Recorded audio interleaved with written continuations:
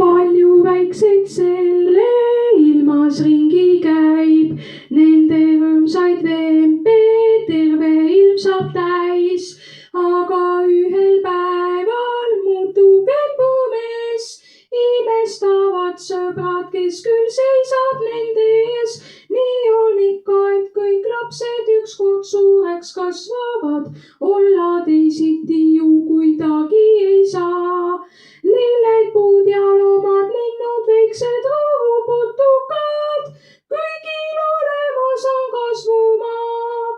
elust tuleb palju tarkust õppida, pisaraid ja nalju alla neelata, aga sellest kõigest kindlamaks saab tee, kui sa oled hoolas ja siis rõõm sind ootab ees.